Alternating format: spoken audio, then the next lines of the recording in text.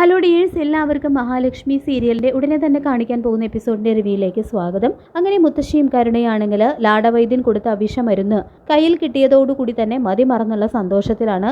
ഇത്തവണ എന്തായാലും മഹാലക്ഷ്മി ഇല്ലാതാക്കാൻ കഴിയും, ആഗ്രഹിച്ച കാര്യങ്ങളെല്ലാം നടക്കും. മാത്രമല്ല അച്ഛനും മേഘേട്ടനും അടക്കം പലരും ശ്രമിച്ചിട്ടും ഇതുവരെ മഹാലക്ഷ്മിയെ ഒന്നും ചെയ്യാൻ കഴിഞ്ഞിട്ടില്ല. അപ്പോൾ അവളെ ഇല്ലാതാക്കിയിട്ട് അവരുടെ മുന്നിൽ കാണിച്ചു കൊടുക്കണം എന്നുള്ള ഒരു വാശിയിലാണ് രണ്ടുപേരും. ഒരു വെല്ലുവിളി പോലെയാണ് അവരത് ഏറ്റിയെടുത്തിരിക്കുന്നത്.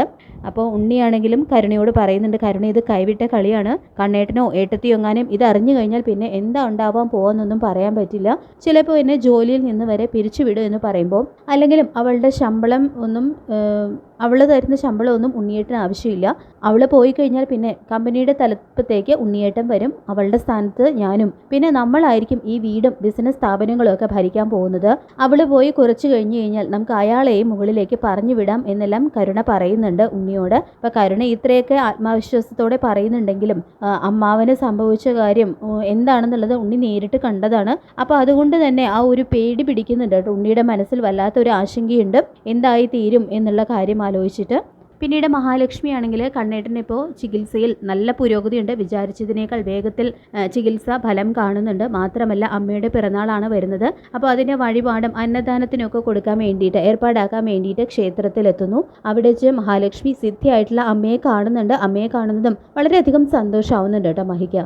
അമ്മയെ കാണണമെന്ന മനസ്സിൽ ചിന്തിച്ചതേ ഉള്ളൂ. അമ്മ പറഞ്ഞ കാര്യങ്ങളെല്ലാം എൻ്റെയും കണ്ണേട്ടൻ്റെയും ജീവിതത്തിൽ ഫലിച്ചുകൊണ്ടിരിക്കുകയാണ്. കണ്ണേട്ടനിപ്പോൾ കാലുകൾ നന്നായിട്ട് ചലിപ്പിക്കാൻ കഴിയുന്നുണ്ട്. അധികം വൈകാതെ കണ്ണേട്ടൻ ആ വീൽ ചെയറിൽ നിന്നും എഴുന്നേൽക്കും എന്നെല്ലാം മഹാലക്ഷ്മി പറയുമ്പോൾ അമ്മ എല്ലാം അറിയുന്നുണ്ട് മോളെ, പിന്നെ ആപത്തൊന്നും ഒഴിഞ്ഞു പോയിട്ടില്ല, മോളും മോളുടെ ഭർത്താവും വേണം മുന്നോട്ട് പോകാൻ എന്ന് പറയുമ്പോൾ അതറിയാമേ, അതുകൊണ്ട് കണ്ണേട്ടൻ്റെ ചികിത്സയിലുള്ള ഈ പുരോഗതിയുടെ കാര്യം ഞങ്ങൾ കണ്ണേട്ടൻ്റെയോ എൻ്റെയോ വീട്ടിൽ അറിയിച്ചിട്ടില്ല എന്ന് പറയുമ്പോൾ അതെന്തായാലും നന്നായി എന്ന് പറയുന്നുണ്ട് അമ്മ.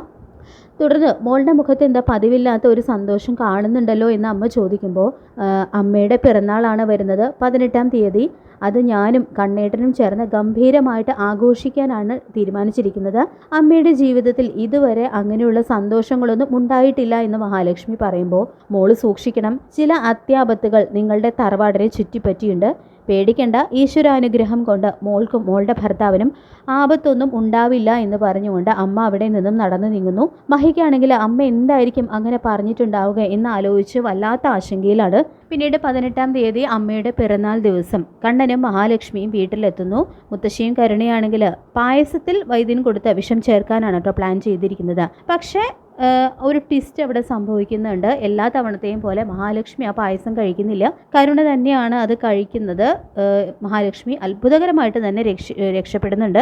അപ്പോൾ മുത്തശ്ശിയും കരുണയാണെങ്കിൽ ലക്ഷ്മി തന്നെയാണ് ആ പായസം കഴിച്ചിരിക്കുന്നത്. പിറ്റേ ദിവസം തന്നെ അവൾക്ക് വൈദ്യൻ പറഞ്ഞതുപോലുള്ള അസ്വസ്ഥതകൾ, തലചുറ്റലും മനംപുരട്ടലൊക്കെ ഉണ്ടാവും. അപ്പോൾ അതോടുകൂടി തന്നെ അവൾ തീർന്നു. അപ്പോൾ അവളുടെ ആ ഒരു ബുദ്ധിമുട്ടും അസ്വസ്ഥതയൊക്കെ നേരിട്ട് കാണാനൊക്കെ അങ്ങനെ സന്തോഷത്തോടെ കാത്തിരിക്കുകയാണ്. പക്ഷെ അവർക്ക് കിടിലൻ തിരിച്ചടി തന്നെയാണ് കിട്ടുന്നത്. കരുണയ്ക്കാണ് വൈദ്യൻ പറഞ്ഞ പ്രശ്നങ്ങളൊക്കെ ഉണ്ടാകുന്നത്. കാരണം മാരകമായിട്ടുള്ള വിഷം ഉള്ളിൽ ചെന്നതുകൊണ്ട് തന്നെ കരുണയ്ക്ക് കുഞ്ഞിനെ നഷ്ടപ്പെടുന്നുണ്ട്. അങ്ങനെ കരുണയ്ക്ക് അവളുടെ അഹങ്കാരത്തിനുള്ള ഏറ്റവും വലിയ തിരിച്ചടി തന്നെയാണ് അവിടെ കിട്ടിയിരിക്കുന്നത്. കുഞ്ഞിനെ നഷ്ടപ്പെട്ടത് ആ ഒരു കാര്യമല്ല കരുണയെ ദുഃഖിപ്പിക്കുന്നത്. അതായത് മഹാത്താങ്ങൾ ഇത്രയും പ്ലാൻ ചെയ്തിട്ടും മഹാലക്ഷ്മി ഒരു പോറൽ പോലും ഒന്നും സംഭവിക്കാതെ എല്ലാ തവണത്തെയും പോലെ അത്ഭുതകരമായി രക്ഷപ്പെടുകയാണല്ലോ ചെയ്തത്. ഇനിയിപ്പോൾ കുഞ്ഞിൻ്റെ കാര്യം പറഞ്ഞ മഹാലക്ഷ്മിയുടെ മുന്നിൽ ആളാവാനും കഴിയില്ല. അങ്ങനെ എല്ലാം കൊണ്ടും തോറ്റു നിൽക്കുകയല്ലേ മഹാലക്ഷ്മിയുടെ മുന്നിൽ. എല്ലാം കൊണ്ടും വമ്പൻ പരാജയം തന്നെയാണ് കരുണ ഏറ്റുവാങ്ങിയിരിക്കുന്നത്. അപ്പോൾ എല്ലാം കൂടി ഓർത്ത് അസൂയയും വൈരാഗ്യവും എല്ലാം ചേർന്ന് മാനസിക നില തന്നെ കരുണയുടെ തെറ്റിപ്പോകുന്നുണ്ട്. ശരിക്കും ഒരു ഭ്രാന്തിയെ പോലെ ആവുന്നുണ്ട് കരുണയുടെ പിന്നീട് അങ്ങോട്ടുള്ള ജീവിതം. അങ്ങനെ കരുണയ്ക്ക് വന്നു ചേർന്നിരിക്കുന്ന ഈ അവസ്ഥയിൽ പ്രതാപനും മുത്തശ്ശിക്കൊക്കെ അവർക്കും നല്ല തിരിച്ചടി തന്നെയാണ് അതോടുകൂടി കിട്ടുന്നത്.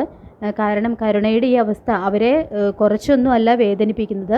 ഒന്നും വേണ്ടായിരുന്നു, മഹാലക്ഷ്മിയോട് അങ്ങനെയൊന്നും ചെയ്യണ്ടായിരുന്നു. ദൈവിക ചൈതന്യമുള്ള ഒരു പെൺകുട്ടിയാണ് മഹാലക്ഷ്മി. അതൊന്നും ഓർക്കാതെ അങ്ങനെയൊക്കെ ചെയ്തത് തെറ്റായി പോയി എന്നുള്ള ചിന്തകൾ അവർക്കും വരുന്നുണ്ട്.